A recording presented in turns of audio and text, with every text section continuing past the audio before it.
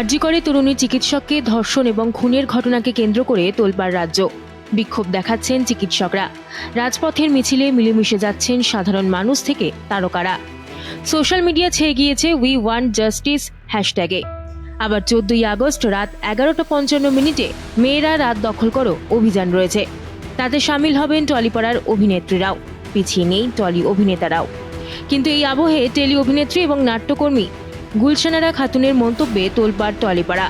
ফুলকি ধারাবাহিকে ফুলকির মায়ের ভূমিকায় দেখা যাচ্ছে গুলশানারাকে। টেলিপাড়ার জনপ্রিয় মুখ তিনি। আরজিকর কাণ্ডে সরব হয়েছেন তিনিও। কিন্তু সম্প্রতি এই ঘটনায় অভিনেত্রীর একটি ফেসবুক পোস্ট বিতর্ক তৈরি করেছে। পোস্টে তিনি লিখেছেন, পুরুষ মানেই ধর্ষক হওয়ার সম্ভাবনা। তার মন্তব্যে যদি কারোর আপত্তি থাকে তাহলে তাকে আনফ্রেন্ড করে দেওয়ারও পরামর্শ দেওয়া হয়েছে। তার এই মন্তব্যে সরব টলিউডের একাধিক অভিনেতা অভিনেত্রী। আনফ্রেন্ডও করতে শুরু করেছেন গুলশানারাকে।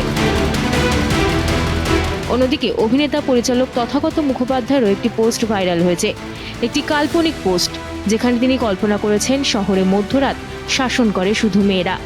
কল্পনা করেছেন সিনেমা শেষ হতে অনেক রাত হয়েছে, তাই প্রেমিককে বাড়ি পৌঁছতে এসেছে প্রেমিকা।